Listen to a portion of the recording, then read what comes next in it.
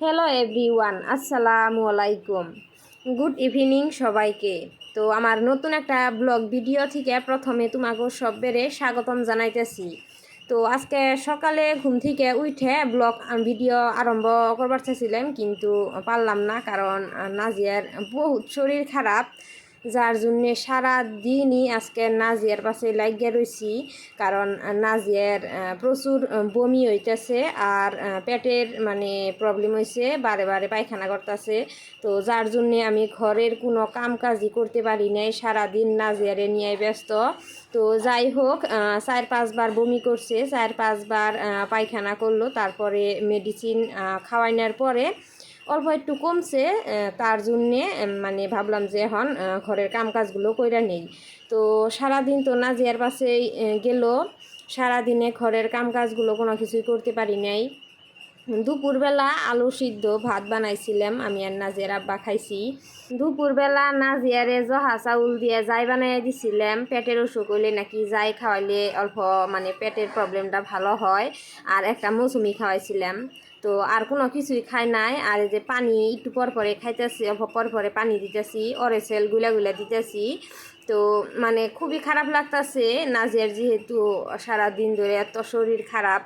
তোমরা নাজিয়ারে দেখলে বুঝবার পারবা আজকে একদিনের ভিতরে বমি আর পেটের অসুখের জন্যে নাজিয়ার শরীর কতটুকু খারাপ হয়েছে, একদম তার মানে অবস্থা শেষ হয়ে গেছে একদিনেই।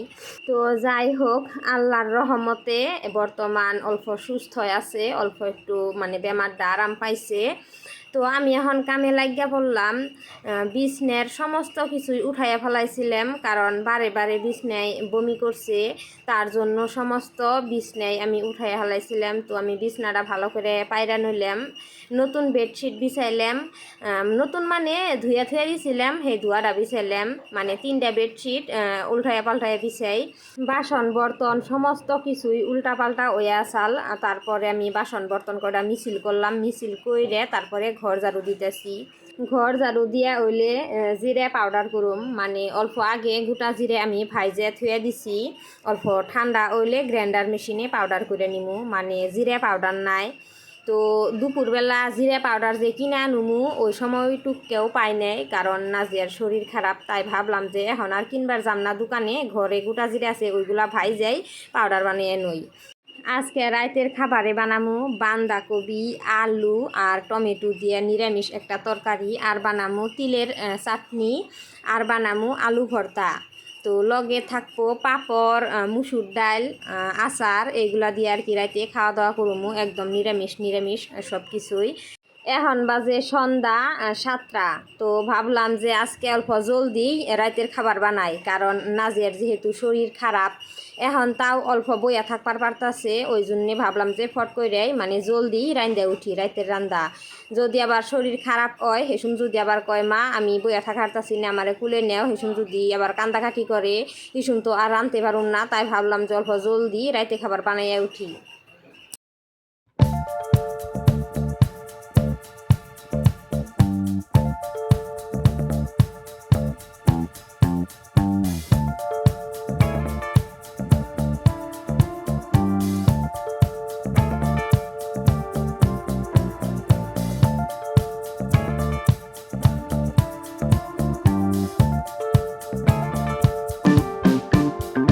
তো এখন আমি কিচেনে চলে আইলাম নাজিয়ার জন্য যাই বানাবার নিকেল।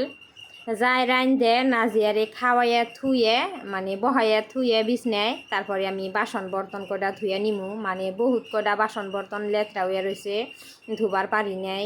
তো সারাদিন ধরে খালি খাওয়া দাওয়া করা হইতেছে, ওইগুলা তো আর ধোয়া হয় নাই, নাজিয়ার বেমার দেখে ওর পাশে লাগিয়া রয়েছি। তো এখন নাজিয়ারে খাওয়াইয়া থুয়ে মানে তারপরে আমি বাসন বর্তন কটা ধুয়ে নিমু।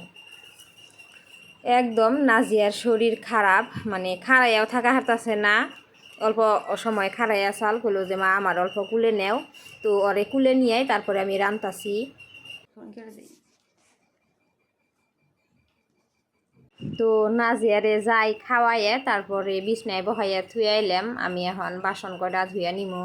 একজন বাচ্চার বেমার হলে সব থেকে কষ্ট হয় তার মায়ের, বাপেরও কষ্ট হয়, বাপের তুলনায় মায়ের বেশি কষ্ট হয়। বাচ্চার বেমার হলে সেই বাচ্চার জোগাল করতে করতেই মাও কিন্তু আধা বেমারি হইয়া জায়গা। এটা কিন্তু একদমই সত্যি কথা, যে একজন মাও সেই আমার এই কথাগুলো ভালো করে বুঝবার পারবো। তো যাই হোক, আল্লাহ সবের বাচ্চারে ভালো রাখুক, সুস্থ রাখুক। তার লগে লগে নাজিয়া ইসলাম আমার মেয়ে, তাকেও আল্লাহ যাতে ভালোভাবে সুস্থভাবে দিন কাটায় নেয়, ভালো সুস্থ রাখে, ভালো জ্ঞান বুদ্ধি দান করে আল্লাহ। এটা আর কি আল্লাহর কাছে চাই।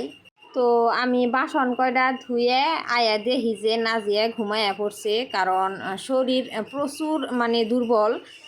মানে ওই জন্যেই যাই খাইছে, যাই খাওয়ার পরে যে বিছনায় বইয়া থাকা অবস্থায় অমনি হুইয়া ঘুমাইয়া পড়ছে। তো আমি ভাবলাম যে মশাই ধরবো, এখন ওরে বিছনাটা পায়রা দেই, মানে মুসুরি টানাইয়া দেই। তো মুসুরি টানাইয়া থুয়ে তারপরে আমি রান্নার দিকে চলে যাবো। এখন আমি কিচেনে চলে এলাম, রাতের খাবার বানাবার নি গেল। বাঁধাকপি আলু মানে বয়েল করে নিতেছি অল্প লবণ দিয়ে আর হালদি পাউডার দিয়ে। তো বয়েল করা হয়ে গেলে আমি আলু আর বাঁধাকপি থেকে পানি ফালাই দিমু। তো এই যে এখানে টমেটো কাটা থুছি আর পেঁয়াজ আর কাঁচামরিচ কাটা থুছি। আর এই যে আমি কড়াই গরম হবার দিছি, এখানে অল্প মিঠা তেল দিয়ে দিলাম, তারপরে দিয়ে দিলাম গোটা জিরে। এখন দিয়ে দিতেছি কাঁচামরিচ কুচি আর পেঁয়াজ কুচি। এখন কাঁচামরিচ কুচি আর পেঁয়াজ কুচি অল্প সময় ভাজুমু।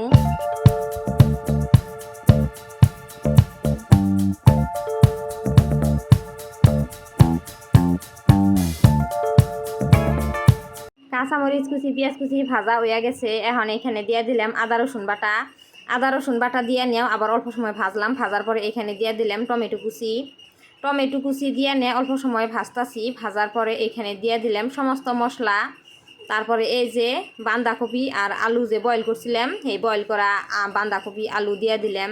এখন ভালো করে মিক্স করে নিমু, মিক্স করে নিয়ে অল্প সময় ভাজুমু। এইভাবে ভাজার পরে এখানে অল্প একটু পানি দিয়ে নিয়ে ঢাকনা দিয়ে ঢাকা দিমু 6 থেকে 7 মিনিট মিডিয়াম আছে কুক করার পরে আমার মানে বাঁধাকপি আলুর মানে নিরামিষ তরকারি একদম খাবার জন্য রেডি হয়ে যাব।